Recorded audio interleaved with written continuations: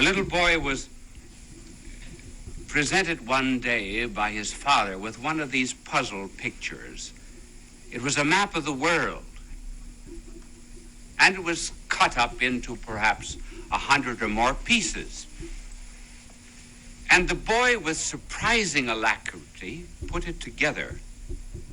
And the father said, "How did you put it together so quickly?"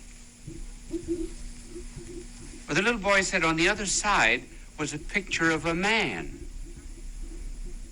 And I put the man together, and the world came out all right. And maybe that's the way the world will come out, if we can just put man together.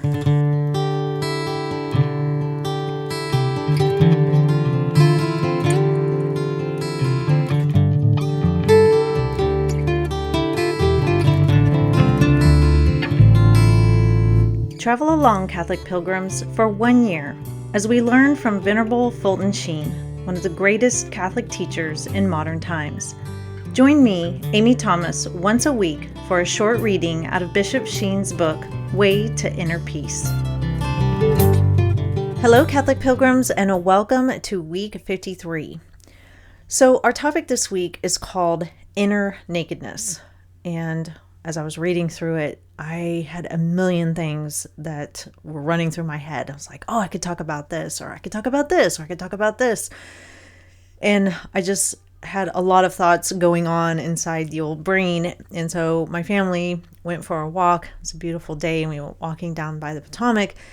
And I was trying to explain to them what this week's topic was about and all the different avenues I could go down and what I could talk about. And after every few sentences, I would say, am I making sense? Does this make sense?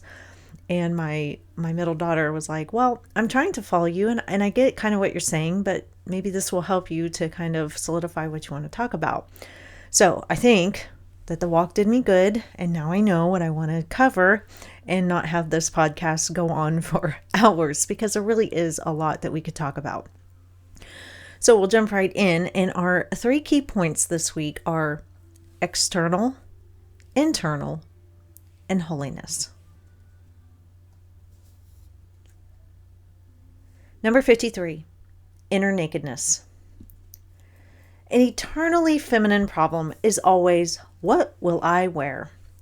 It probably began the day after the initial rebellion, when Eve looked up at the leaves of the fig tree and said, I wonder which one I will wear today. Or it may have been that she turned to Adam and said, I haven't a stitch to my name. In any case, it is interesting to note that in the account of the fall given in the book of Genesis, Adam and Eve were not conscious of the need of clothes until after they had sinned. Very likely, there had been an effulgence of their soul shining through their bodies, which became as garments of radiance. Perhaps the glory attendant upon Christ on the mountain of the Transfiguration was his divinity, shining through his humanity.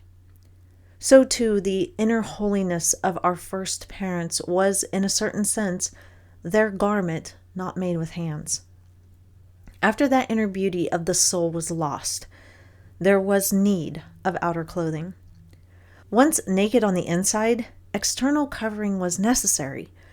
Clothed originally with grace and holiness, there was no sense of nakedness either inside or out. Modern psychology has recovered this truth hidden in the first book of the Bible. Its expression of the truth is that excessive luxury on the outside is often a sign of nothing on the inside. Defensive mechanisms are attempts to hide some failing, defect, or spiritual nakedness. For example, a young woman who wants to appear learned will cultivate an accent, use the jargon of the intelligentsia, and begin conversations with, oh, you never read Professor Schlam's book on the subaltern relationship of the id to the sex libido in the introverted schizophrenics? How often, too, the man who has made a lot of money, either through oil spouting in his face or through unearned increment in real estate, will try to cover up his ignorance or his intellectual nakedness by considering all talk except money as a waste of time. This love of display to hide moral and spiritual nudity thus manifests itself in negative fashion. College students seeking to make up for a want of recognition will seek to attract attention by wearing loud clothes. Bad clothes, baggy and misfitting garments will sometimes be worn to solicit the eyes of others. This is an old trick. Centuries ago, Plato, a man of taste who had fine carpets in his home, was visited by Diogenes, who lived in a tub and said disagreeable things about others because they were not as poor as he. One day, Diogenes, in an ill temper, came to visit Plato, and stamping on the carpet said, "I trample on the pride of Plato." "Yes," said Plato, and with greater pride. The soul has its appeal as well as the body, and the psychologists are right in saying that exaggerated display on the outside is a sign of barrenness within. The external first meets the eye, and there is a natural tendency to judge the contents by the wrappings. Diamonds wrapped in a newspaper clipping would be suspected of worthlessness.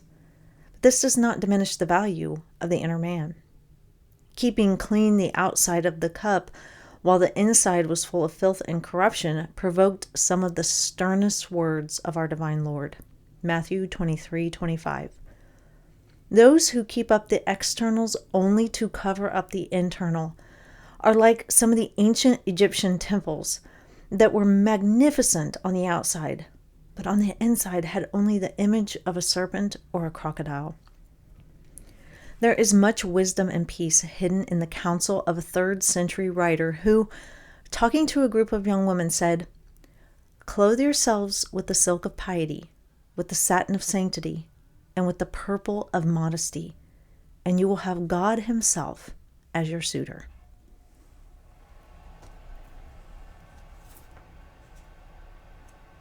At the very beginning of our readings, Bishop Sheen talks about something that I had never considered before.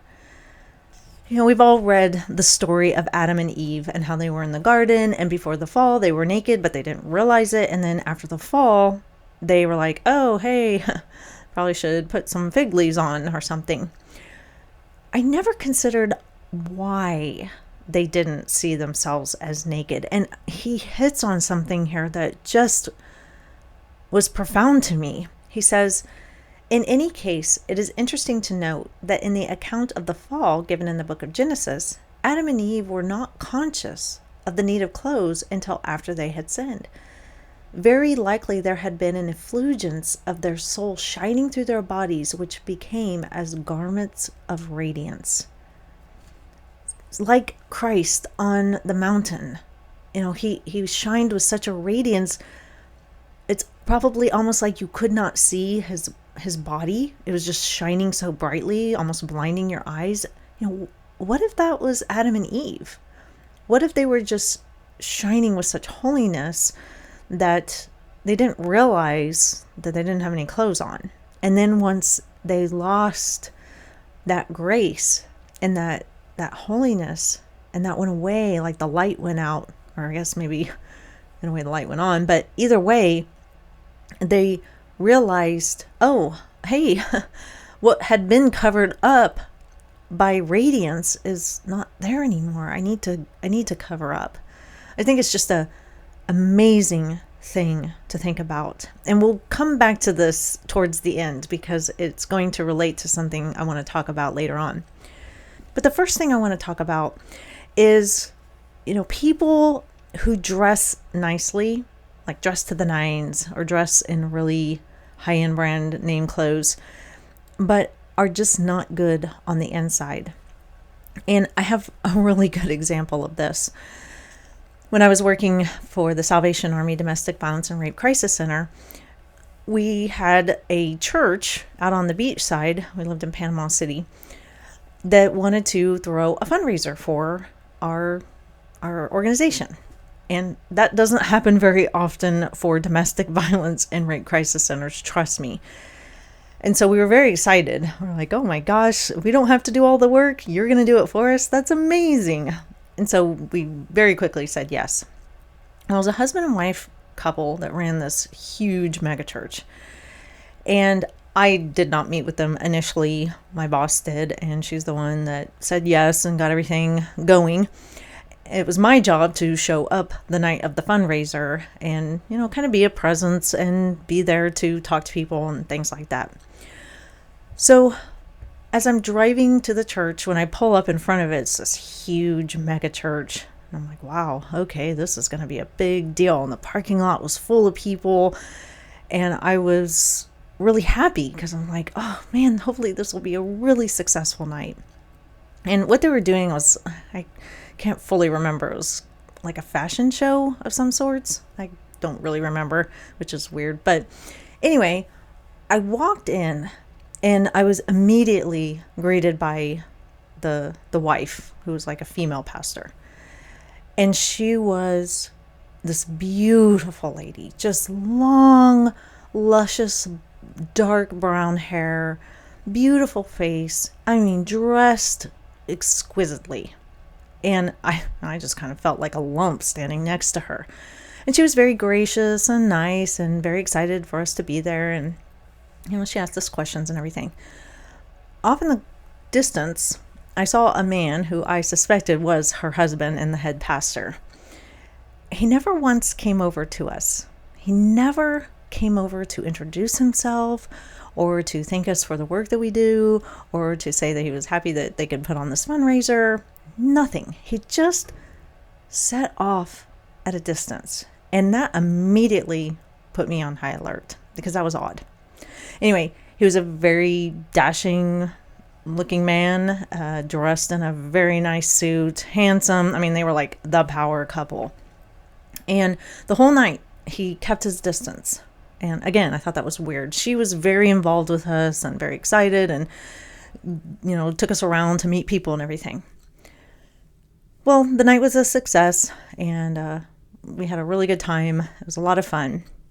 And the night ended and we went back and I don't even remember how much money they raised for us, but it was a decent amount. Weeks and weeks later, I'm in my office and I get this call. And it's from a psychologist. And the psychologist specifically wanted to talk to me. I was like, okay. I mean, I was a counselor. I was not a licensed psychologist or anything. So I answered the phone and the psychologist is telling me, I have someone here in my office who needs your assistance. And I need you to come here and I need you to be discreet. Because her husband is stalking the building and she can't leave. Well, she wants to leave him, but she can't walk out to her car because she knows he's going to approach her.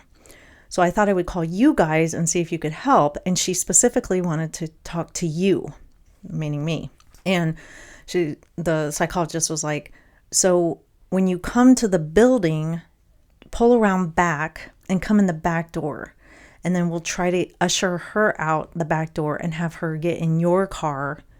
And then you can take her to your shelter. And I was like, okay. And they didn't tell me who this person was or anything. So I got in my car. The psychologist's office was not that far away, so it didn't take me any time. I pulled around back. I could see a car kind of like moving slowly around the building, but I couldn't see who was inside. So I parked around back. I knocked on the door. Somebody opened it, and they ushered me to the psychologist's office.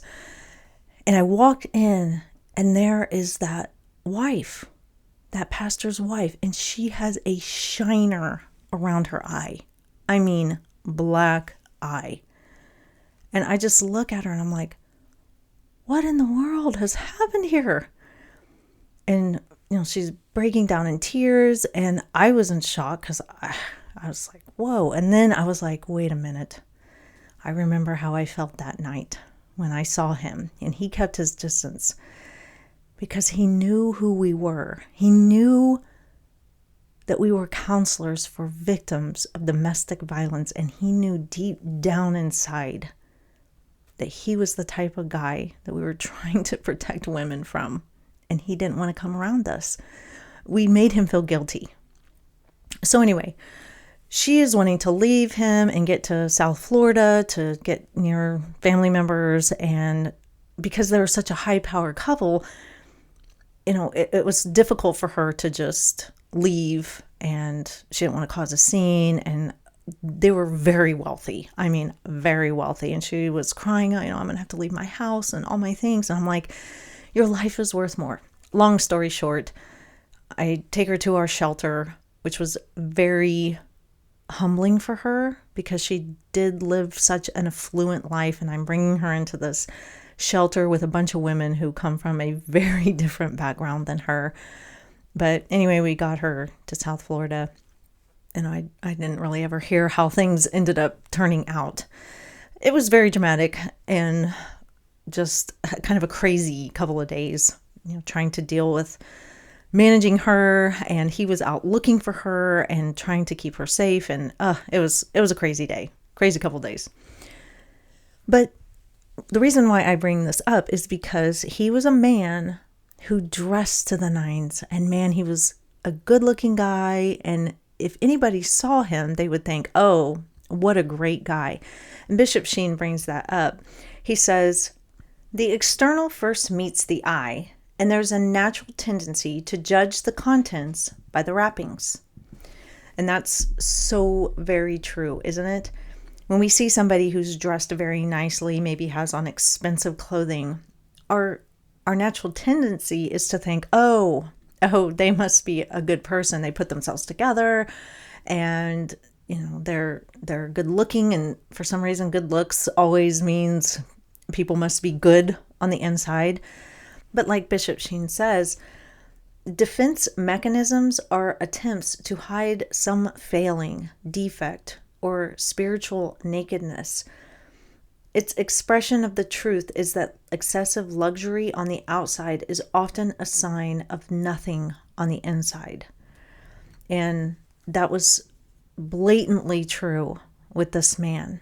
And even for her, like looking at her the first time, I was like, oh, what a very put together woman. Everything must be wonderful in her life.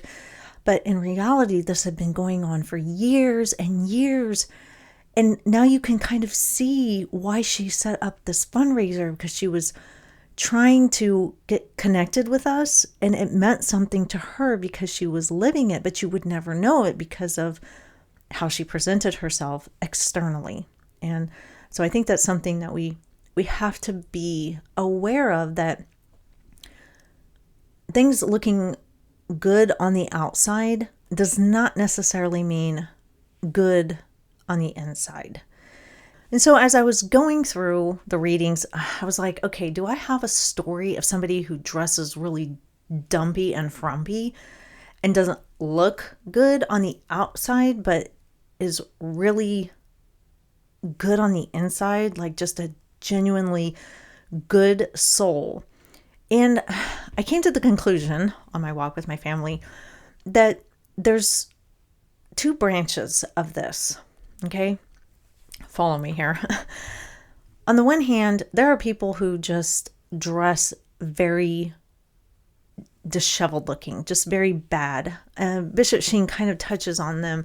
He says, bad clothes, baggy and misfitting garments will sometimes be worn to solicit the eyes of others. And I think that's kind of what we're living through right now. I was recently at a restaurant, and people were there in their slippers and pajama pants and hair all a mess, looking like they just rolled out of bed. There was no attempt to make oneself look put together, like to be taken seriously.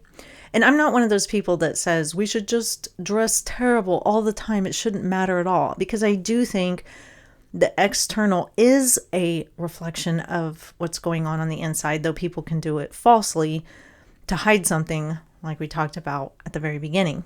So anyway, there are people who are so desperate for attention that they do dress in such a way as to draw the eye to get some kind of attention. And it's usually a negative attention.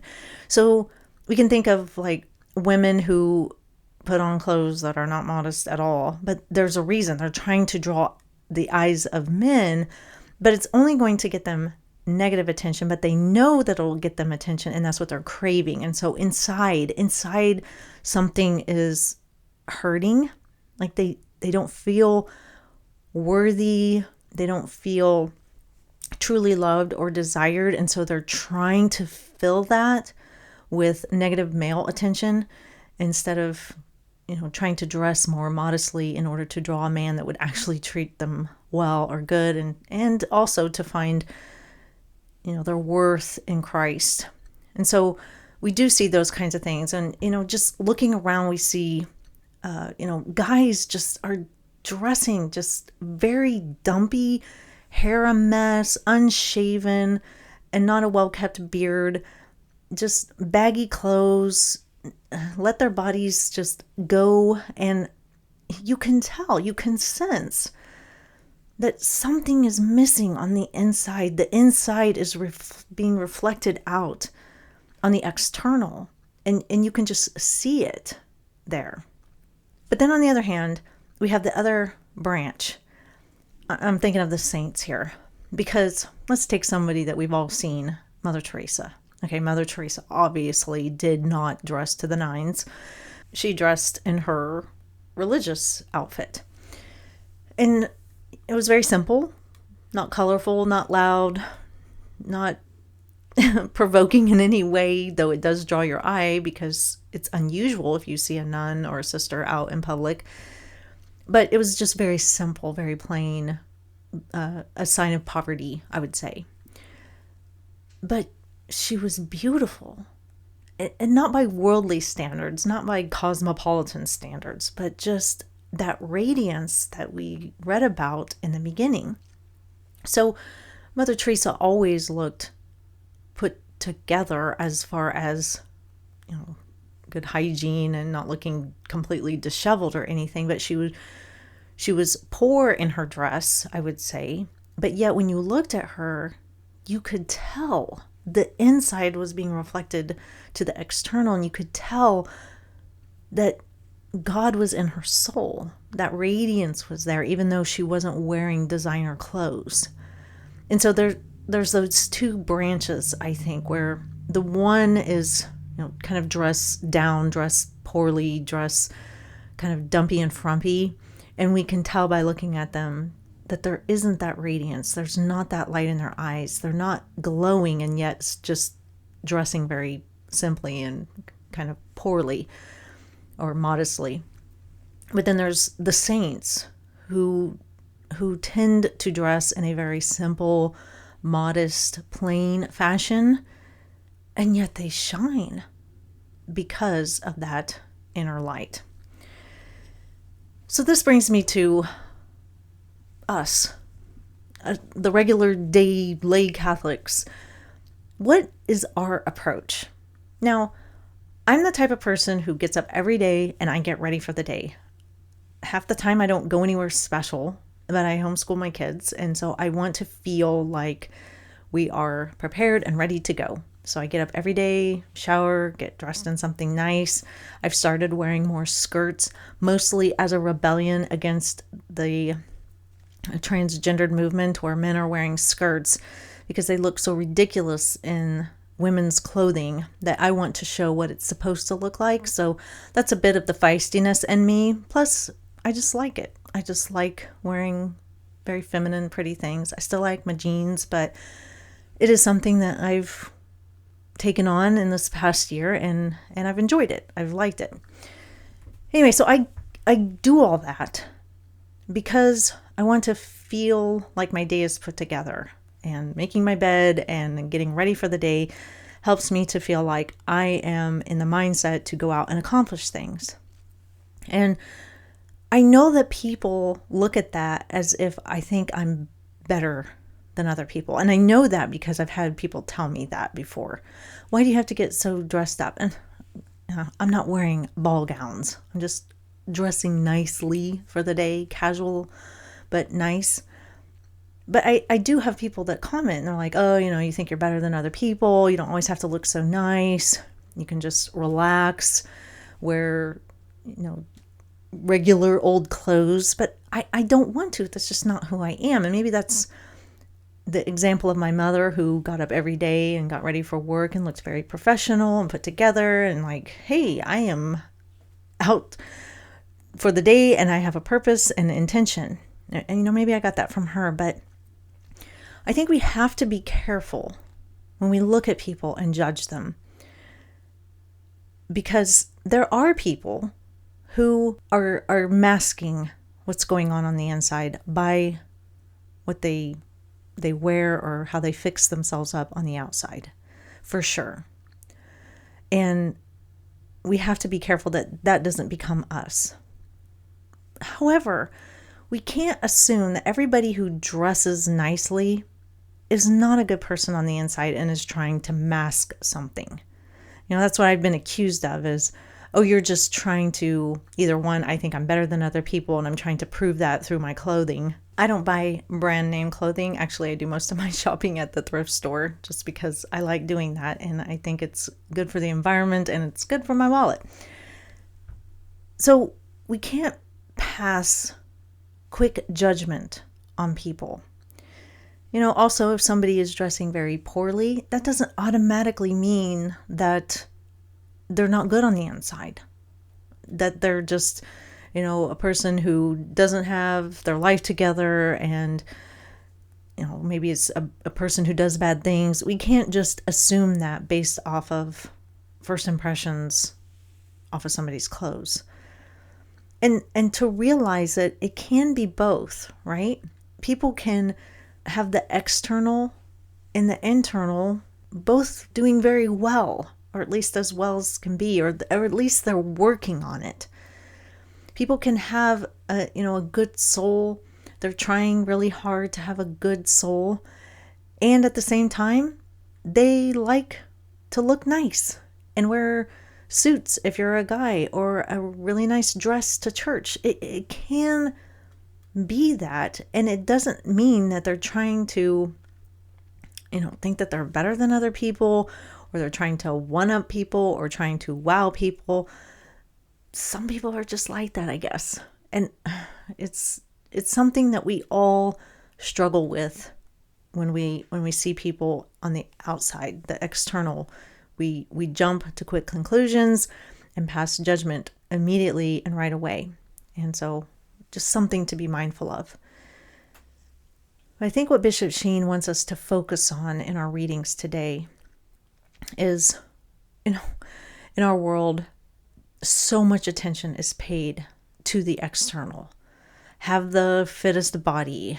Don't age at all. Gosh, I struggle with that. Always look sexy or amazing or handsome or all of these things. Have the best clothes or have this fashion. There's just so many advertisements coming at us telling us to take care of the external.